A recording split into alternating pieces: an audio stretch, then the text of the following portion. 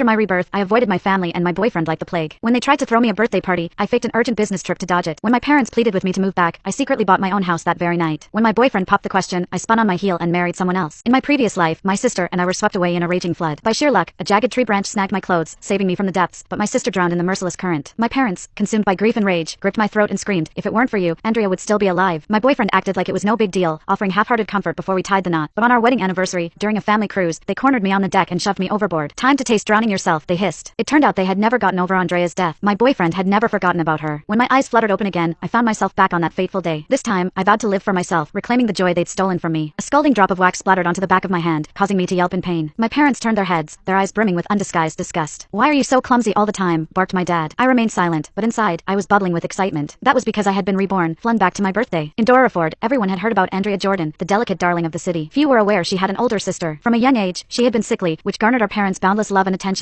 leaving me to fade into her radiant shadow. We were seated in the opulent private room of an upscale restaurant. My dad, Brent Jordan, waved off the waiter and jerked his chin toward me. "She can handle it." My mom, Fiona Jordan, offered a rehearsed smile. "We don't need outsiders at our family dinner." The waiter shot me a puzzled, pitying look before slipping out. I calmly rose from my seat, refilling their cups and serving the appetizers. In their minds, I might as well have been the hired help, invisible until needed. Andrea blinked, innocently tilting her head. "Claudia, would you sing a birthday song? You've always had such a killer voice." As a child, I had shown a natural talent for singing, but our family's limited finances were redirected to fund Andrea's painting lessons, leaving my passion neglected. Fiona lit up at the idea, clapping her hands together. "Good idea. It's your birthday, too. Let's make it a double celebration." My faint smile masked a bitter pang. They'd conveniently forgotten that my actual birthday was a week earlier. Years ago, Andrea had suggested merging our birthdays to make things more fun, and our parents had jumped on it, gushing over how clever she was. From that moment on, her birthday overwrote mine, erasing me a little more. Once, I would have refused outright, but now, reborn and wiser, I played along and began to sing. Sadly, my voice, rusty from years of disuse, cracked mid-song. Andrea pouted immediately, and Brent slammed his fist down on the table. "Are you sabotaging Andrea's big day on purpose?" Fiona's brows knitted in disapproval. "I never pegged you for being this spiteful." Andrea dabbed at non-existent tears. "Don't blame her. I'm sure she didn't mean to mess up." Turning to me with a saccharine tone, she added, "It's scorching today. How about we go swimming later to cool off?" Panic surged through me. It felt like an iron grip had seized my throat, squeezing the air from my lungs. Fragmented memories reassembled in my mind like a horrifying puzzle. In my previous life, Andrea's birthday ritual always included a swim, where she would glide through the water like a graceful mermaid, basking in admiring gazes, while I floundered awkwardly beside her, the overlipped sidekick. That fateful summer, relentless rains had turned the river into a monster. A flash flood roared in without warning, ripping us from the shore and hurling us into chaos. By a stroke of luck, a protruding branch caught my sleeve, halting my descent into the abyss. Andrea wasn't so fortunate. The current claimed her, and her lifeless body was recovered hours later. Devastated, my parents lunged at me, their fingers digging into my neck as they howled, "This is on you. Why couldn't it have been you instead?" My boyfriend, Stephen Leonard, stood pale but positioned himself between us, murmuring consolations while I drowned in self-blame. He proposed to me 99 times, wearing down my guilt until I finally caved and said yes. On our third anniversary, he floated the idea of a family cruise. I'd been naive, dreaming of reconciliation amid the ocean waves. But one night, they lured me to the deck under the pretense of stargazing. In a blur, their hands shoved me hard over the edge.